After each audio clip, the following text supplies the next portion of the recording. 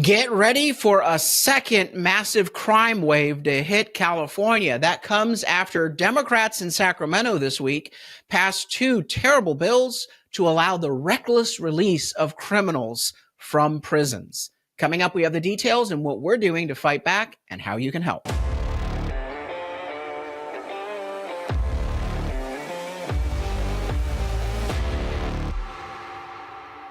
I'm Carl DeMaio, chairman of Reform California and a California state representative, and we're going to get another crime wave. I'm just telling you right now, what Democrats did this week in Sacramento, very dangerous.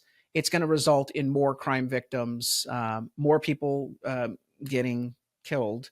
Let me get right into it. We've got two bills we're going to cover on today's podcast, and we have a plan to try to fight back with your help. But first, let me encourage you to join the campaign, the Reform California campaign, to stop the crime wave in California. We were one of the big backers behind Prop 36, the initiative that just successfully passed in the November 2024 election to make crime illegal again in our state. 68% of Californians voted yes. It carried every county. Californians are sick of the crime wave. They want to restore law and order. Now we're going to deal with the reckless release of people in prison. This is how Democrat politicians are getting around what voters just did. This is how they're undoing a public vote, the voters' mandate. At Reform California, we're going to need your help. In this election, go to the website, reformcalifornia.org. Sign up at the bottom so you're going to get updates on the campaign as we progress to put common sense law and order provisions on the ballot, and to back candidates who support police and prosecutors to arrest and punish criminals. Sign up at the bottom, first name, last name, email, phone, and zip code. You'll be tethered into our growing movement statewide. Plus, please chip in a contribution of any amount. The contribution button is at the top right of the website. You can check out the ongoing campaign. It's Restore Public Safety. It's under our campaign tab. Has all sorts of details about the plan we have to continue to build on what we just did with Prop 36. Because there are three reasons why we have a crime wave in California. And I'm going to get to the two bills that the Democrats just passed and how they're undermining what voters just approved at the ballot box with Prop 36. There's three reasons, though, why we have a crime wave. Number one, we stopped prosecutors and police from arresting and punishing criminals. That's number one. What they're doing is passing bills that are downgrading felonies to misdemeanors, misdemeanors to parking tickets, parking tickets to trophies. We have got to restore the tools for law enforcement to actually get the bad guys and punish them and put them behind bars. Otherwise, you are incentivizing crime. You're allowing it to happen. Second, once people are arrested and prosecuted, you have to keep them behind bars. And that's largely what we're going to be talking about in a moment with these two bills. And Democrats are recklessly releasing criminals from prisons. So it does no good if you arrest and prosecute someone, pay a bunch of taxpayer money for a trial, to then give them a sentence that the Democrats say, okay, we got the sentence. You got arrested and prosecuted, but now we're going to let you go. Again, the whole point is to punish them and to keep them behind bars to safeguard society. So the early release, the reckless release of criminals is a second reason why we have a crime wave. And the third reason why Democrats have so trashed law enforcement, the profession of policing. They attack our sheriff's deputies, our police officers as brutes, as racists. And that's why we have an epic recruitment and retention crisis in law enforcement. Oh, believe me, we pay police officers more than enough for the job, but nobody wants even with the high bloated salaries and pension benefits for law enforcement. And believe me, they got it good. And I'm not against good compensation for law enforcement. They deserve it, but they got it really good. It's not a pay or benefit issue. It's how you're treating them. It's the risk you're putting on their lives, the risk you're putting on their freedom, their ability to do the job. So those are the three reasons, and voters need to wake up and realize that if we don't address those three reasons, we're going to have a lot more crime, and there's going to be a lot more crime victims, and people will pay the price, both in terms of higher costs because of the crime wave, in terms of burglaries and robberies, but also actual bloodshed, people getting hurt, injured, attacked, and worse. So voters said in 2024 with Prop 36, arrest and punish the criminals again. That's what we need to do. We need to operate like any other state. What Democrats have already done, and this is before I get to the two bills that they just passed, is that they're not going to fund Prop 36. In the budget, they cut out the money. They zero it out. So without funding, you're not going to actually be able to pay for the arrests and the prosecution of criminals. It takes money for prosecutors to be hired to actually take the cases forward. And so the money needed to actually arrest and prosecute has not been appropriated in the budget. So therefore, you have this 68% public mandate with Prop 36, arrest and punish them. That's eliminated. The second thing is that they're releasing people early, and they've got several bills. This first one is it's covered here in the California Globe. California Senate Democrats passed bill granting early parole for youthful violent killers sentenced to life without parole. So what Democrats are saying is, if you're sentenced to life without parole because you've done a heinously violent, awful, terrible crime, they now want to say, oh, let's let them out. Now, remember, California politicians enacted Prop 57. They put it on the ballot with a false and deceptive ballot title. And it basically said, let's allow people out of prison early for good behavior. Of course, there's no good behavior.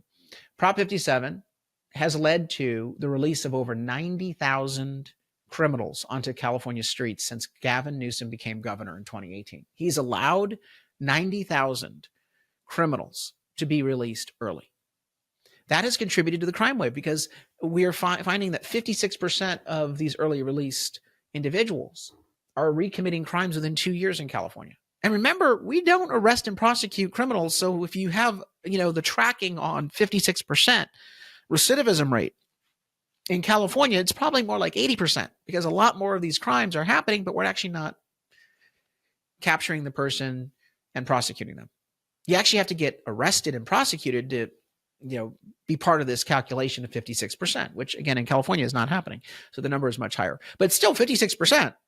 Let's just use the flawed number of 56%. It is outrageous. Those are more crime victims because early release. And so the Prop 57 has allowed 90,000 people to be released early. Now they want to expand that. Remember when they sold the public Prop 57, they said, oh, but violent criminals will be exempted. No early release for violent criminals. That's not true. Prop 57 actually allows for violent criminals to be released. Now they want to make it quite clear that, yes, violent criminals should be released with this bill. It's Senate Bill 672. Here is the reporting by Ashley Zavala of KCRA. Now, they call them youthful offenders. Anyone who's 26. Now, I'm sorry, but once you're 18, you're an adult. And a whole bunch of crimes occur between the ages of 18 and 26. So we're not talking about a small group of people. We're talking about people who are adults, people who are not minors. They are adults, and they've committed heinously violent crimes. So now, life without parole becomes, get out of jail free. And look at these Democrats all voting for this crap. This is insane. And by the way, we always make the list of names available, which is why I share the tally. Life without parole. Now, what they say is, well, when they're released, we're going to make sure that they're monitored by probation. Oh, really, huh? Because you just passed another bill, Assembly Bill 1376, that reduces probation sentences by 60%. It shortens probation. So not only are we releasing early people who've been committing violent crimes, life without parole is their sentence, but even though a jury and the law said life without parole, we're going to change that with that first bill I just covered. The second bill says, and by the way, let's shorten their probation time. And that's AB 1376. This is insane. I spoke against 1376 on the Assembly floor. I rise in strong opposition to AB 1376. Let's review the bidding here. We have a failed approach to criminal justice reform that the left has been advancing for years with absolutely devastating and dangerous impacts on our communities.